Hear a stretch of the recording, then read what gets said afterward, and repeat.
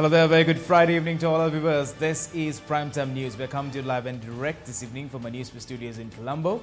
I'm Joel Outschool. We start off today with a look at the headlines. Heavy rain predicted in the next few hours. Shooting in Angoda. Member of a criminal gang killed. DIG Nalaka de Silva and Namal Kumara ordered to appear before court. BOI officials cannot provide answers when questioned about FDI values.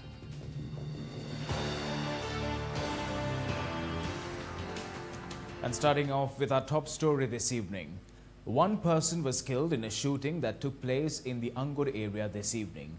The police said that the victim was identified as Tharaki Roshana Pereira, also known as Konda Tharaka, an underworld figure. Police media spokesperson SP Ruan Gunasekara said that the shooting was carried out by a gunman who arrived on a motorbike in Mulleriava along the Colombo-Avisavella main road. The victim, who was injured, later succumbed to his injuries. The 33-year-old victim was allegedly the accomplice of the underworld leader Samayang, who was recently shot dead. Police reports revealed that a dispute has arisen after Makandure Harsha, who was the brother of Makandure Madush, was murdered by Ranale Samayang. On the 17th of January 2017, a person by the name of Thanil Bandara, aka Banda, was shot dead by the member of the gang led by Samayang.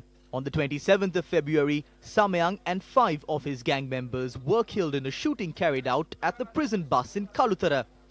The police said that Angoda Lokka and Makandure Madush were behind this shooting. Thereafter, Angoda Lokka and his accomplice Ledia had left the country. In this background, Makandure Madush and Angoda Lokka targeted members of the gang belonging to Samayang continuously. Manjula Sanduni, a beautician in Aturugiriya, was also killed last year for providing details to kill Thanil Bandara. Now, the chairman of the National Livestock Development Board, Muthu Vinayagam, was arrested by the Commission to investigate allegations of bribery or corruption for soliciting a bribe of 600,000 rupees.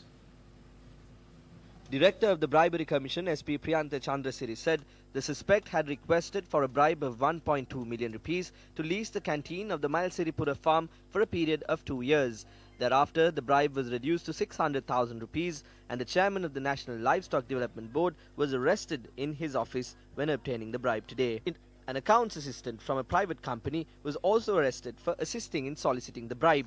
Although this chairman was arrested for accepting a bribe of 600,000 rupees, what was the action taken against those who imported physically unfit heifers into the country and causing losses amounting to millions? A few days before the wife of the Prime Minister's secretary retired, approval was granted to import another 15,000 heifers into the country.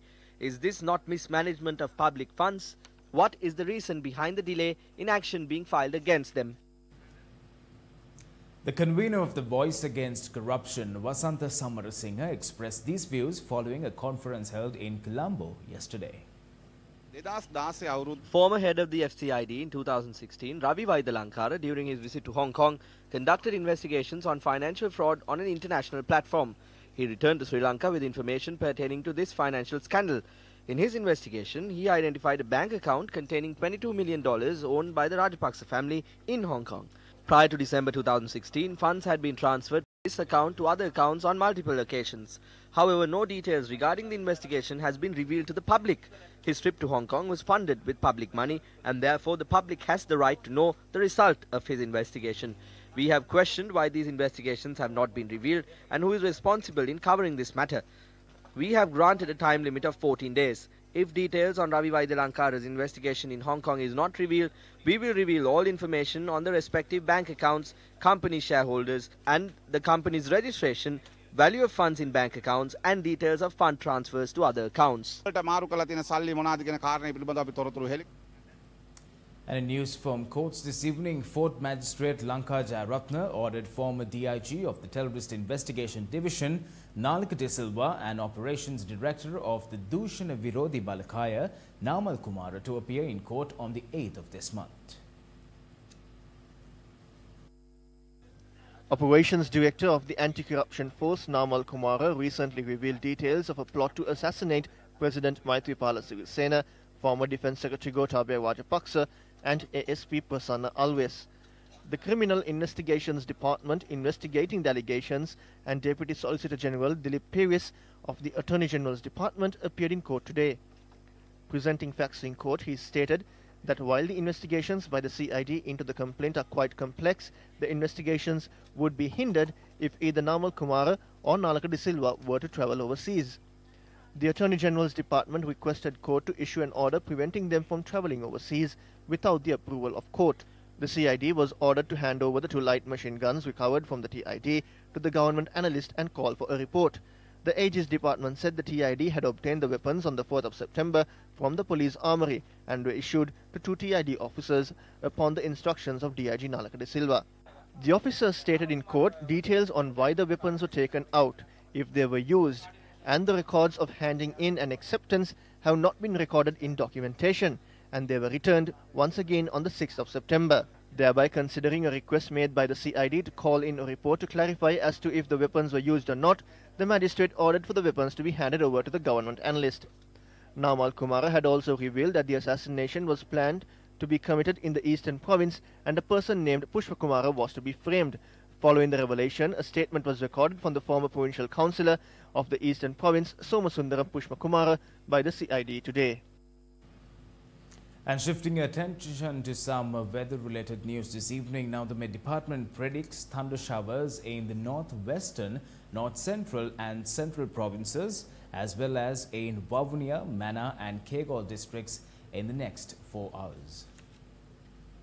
Heavy falls above 100 millimeters are also predicted at some places. The wind speeds in certain areas could reach 70 to 80 kilometers per hour. One person was killed after a tree was uprooted in the lower Kadugannawa area along the Colombo-Kandy main road this afternoon.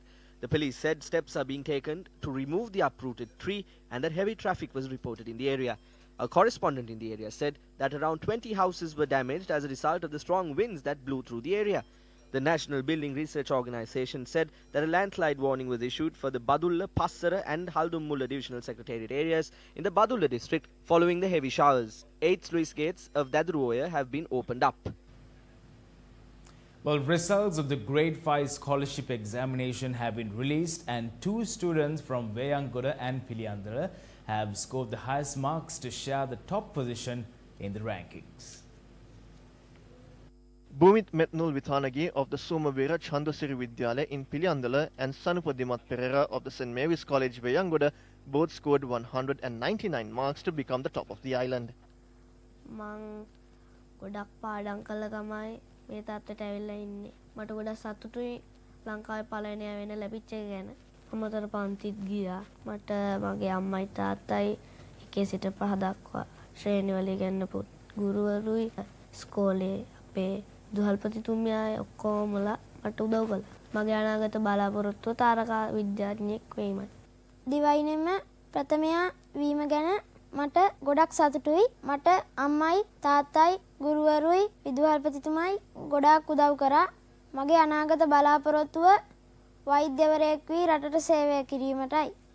Senuji Akitma Hettiagachi from the Gweji Ranatunga Vidyalaya in Minuwangoda, Magendwan Tigaloli Bhavan from the Hindu Primary School in Jaffna and Nawaz Khan Nati from the Hindu Primary School in Chawakachevi obtained 198 marks and were placed second in the island. Balakumar Haritiknan Suja from the Sivapuram Primary School in Nellikulam, Vavuniya obtained 197 marks and was placed third in the island. 22 students obtained 196 marks at the scholarship examination and were placed fourth. In business news now, during the first quarter of this year, the banking sector has reported increase in profits in comparison to corresponding financial period of last year. However, many leading companies in the country have reported a decline in profits during the first 6 months of 2018. During the first 6 months in 2018, many leading companies in Sri Lanka have reported a drastic decline in their profits. The profits of certain leading companies have gone down by 25%. However, many companies operating in the banking sector have reported an increase in profits ranging from 14% to 20%. The following data reveals profits made by 3 leading banks in the country during the past 6 months. Microfinance is one of the key profit generating business units of most banks and finance companies. I wouldn't say most banks, but it's mostly the finance companies. And how are these profits generated from microfinance at the expense of the poor borrower? The wide interest spreads, 30 to 40%, sometimes I think it's 60 and 70%. So this is all to do with responsible banking. How can you expect a borrower to repay a debt where the interest rate is so high?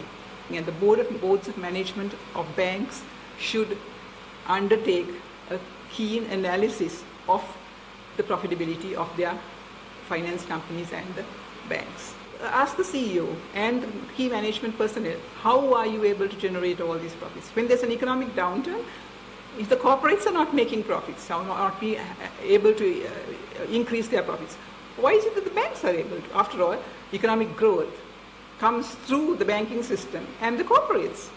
So why is it that one sector is able to generate profits and the other sector is not? There's some problem there. Due to the lack of regulatory measures in the microfinance industry, unregulated microfinance activities have led to illegal deposit mobilization, exploitation of customers through excessive interest rates, and unethical recovery methods. Many illegal microfinance institutions charge interest rates as high as 40 to 50%.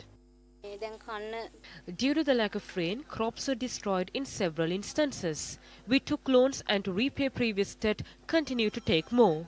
The finance institutions provided these loans willingly. These institutions said that loans will only be provided for self-employment and for farming. Initially, these institutions are very friendly and only concerned on granting the loan and less worried about repayment. Once loans are taken, they ask us to find more customers. When repayment gets tough, we reach a point where we cannot repay the debt anymore. However, unlike before, these financial institutions are no longer friendly, and we are pressurized to repay installments somehow or the other, even by selling the pots and pans in our houses. It is in this background that the government launched a program in August last year to repay loans obtained by females up to a value of 100,000 rupees. Microfinance companies visit villages and provide loans with high interest rates. There is a limit of 40% now. Does the central bank have any measures in place to monitor this limit? Interest rates are currently capped at 35% and plans are to keep this rate in control. It is difficult to maintain control and overcome this issue. In order to overcome this issue, the best solution is to make people aware of this situation and increase their financial literacy. Programs are conducted to increase financial literacy. It will take time to address this issue. Financial literacy, interest rate caps and maintaining dialogues with the microfinance institutions to maintain responsible behavior are the main solutions for this problem. For over a decade, several attempts were made to enact legislation to regulate the unregulated institutions in the microfinance sector in Sri Lanka. Finally, the Parliament enacted the Microfinance Act No. 6 of 2016, which came into effect on the 15th of July 2016. The Act provides for the licensing, regulation and supervision of companies carrying on microfinance businesses, which are called Licensed Microfinance Companies or LMFCs. LMFCs would be directly regulated by the Monetary Board of the Central Bank of Sri Lanka. The Act provides for the registration of microfinance non-governmental organizations, MNGOs, registered under the Voluntary Social Services Organization, Act No. 31 of 1980 by the Registrar of Voluntary Social Service Organizations. UK Minister for Asia, Mark Field, arrived in the island earlier today. Now he is due to hold discussions on reconciliation, trade and people-to-people links. Minister Mark Field is due to meet Minister of Foreign Affairs Tilak Marapana, Speaker of Parliament Karu Jayasuriya, Minister of Public Administration and Management and Law and Order Ranjit Madhum Bandara, and Minister of Sports and Provincial Councils and Local Government Faiza Mustafa during his visit. Minister Field will discuss a range of issues, including the UK's continued support for Sri Lanka, achieving meaningful and lasting reconciliation in the interests of all Sri Lankans. He will also visit the London Stock Exchange Group's fast-growing Colombo operation in order to celebrate links between Sri Lanka and the UK, which employs several hundred Sri Lankan IT and finance experts. On his Twitter account, Minister Mark Field said, quote, "UK has been a constant partner in Sri Lanka's post-war journey. There is still much the Sri Lankan government and people need to accomplish to ensure lasting peace and stability," unquote. He said he engaged in a constructive discussion with the leader of the opposition R. Sampandan about the challenges ahead of him. Meanwhile, Executive Vice President of the Overseas Private Investment Corporation, David Bohigian, and other US government officials concluded their visit to Sri Lanka today. The delegation met with Minister of Finance and Mass Media Mangala Samaravira and representatives of American businesses active in the Sri Lankan market. Minister Patali Champika Ranavaka says the proposed solid waste sanitary landfill disposal facility had to be moved from Aruwakkaru to Servakkuliya as the project's environmental license was rejected. Yesterday on News First, we exposed the fact the proposed project had been moved from Aruwakkaru to Servakkuliya. The proposed site for the project was Aruwakkaru. However, when an application was made for the environmental license, it was rejected. Therefore, the Department of Wildlife and the Central Environmental Authority scrapped the project. The minister of the time is here. The entire project was scrapped. Thereafter, a new project was launched and all parties were informed. This is not something similar to Meetarumulla, where garbage is piled up like a mountain. We are dumping garbage in massive pits that were used for 40 to 50 years to mine for limestone. This is in fact a conservation project. Yesterday we exposed that the proposed solid waste sanitary landfill disposal facility is taking place at a site which is located away from the original site. The minister today accepted this fact. The people in the area themselves point out the site of the project will lead to serious issues. We are not slinging mud. We request the minister to visit the site and see the destruction for himself. We request them to launch a compost project or something similar. If not, the innocent people living here will have to face issues. The Northwestern Province Environmental Authority is one of the government bodies that issues the required licenses. The Northwestern Province Environmental Authority is functioning in defiance of the Central Environmental Authority, which prompted environmental organizations to request President Maithripala Sirisena to abolish the Northwestern Province Environmental Authority. The Northwestern Province Environmental Authority is the only environmental body that functions under a provincial council in Sri Lanka. Environmentalists refer to this authority as an illegal body. It was this very authority that issued the environmental license for the Norotchole coal-powered power plant, which has caused serious environmental issues. It is also this very authority that is turning a blind eye and allowing the Norotchole coal-powered power plant to function without a license. It is in fact not a surprise when permission was obtained from such a body for the proposed solid waste sanitary landfill disposal facility in Aruwakkaru. Minister Patali Champika Ranavaka, you were elected by the people. Therefore, respond to the questions raised by the people. The Ministry of Development Strategies and International Trade presented facts about the allegation that a commission was requested for an FDI for high-speed trains in the country. Investment for the project has been received by a local company which was registered in April 2015. The company does not have any prior experience. According to their proposal, they have connections with European companies to execute this project. However, based on the information submitted so far, details are insufficient for the proposal to be approved. This is why we have requested for information from the investors. When such is provided, we can conduct a review once again.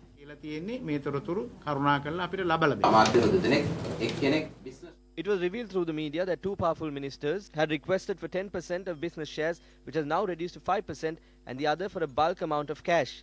These are the allegations of the investors. I am not in a position to answer questions regarding ministers and other individuals. I am an employee of this company, a member of the board of directors and the single window program. I have been working here for nearly 2 years, and according to my knowledge, no minister or government official has intervened in the company. I even spoke to Minister Malik Samaravikrama, who replied saying he was not aware of this project or its investors. Minister Sujiva Senasinghe had told me that he will look into the legal aspect of these accusations. As an advisor to the minister, how can you identify yourself as independent? My position as the minister's technical officer is not a barrier to take up another position. This position was not requested by me. The cabinet decided to appoint the committee. You visited Italy to increase investments. How many countries did you visit? I cannot answer your question immediately. I can provide you with a detailed report in the near future.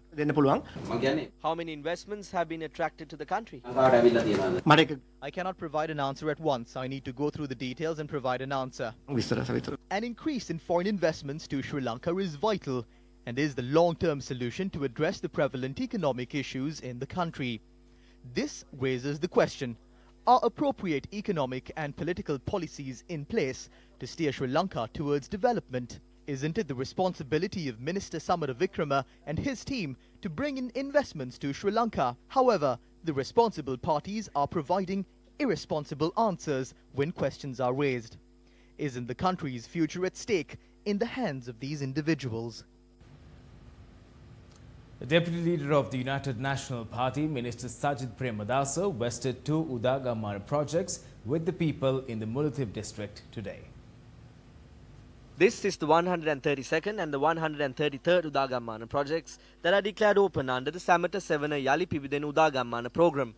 The villages with 55 houses were named Bandaravanyan and Kailayavanyan. The ministers also handed over aid, housing loans as well as ownership deeds in line with the event. A project to construct a water system for one of the Nagamani projects also commenced under the patronage of the minister. We obtained power through the blessings of the people. We received it through the vote of the people. We did not receive this power to enjoy benefits. We received power to uplift and strengthen the people who are not benefited. Something surprising is happening. The people who did not protect and benefit the common man when they had power, and people who only received benefits for themselves, are now again asking for benefits like the position of Prime Minister and President. Why are they asking for this? They do not want to serve. They want to obtain the ownership of the country for one family.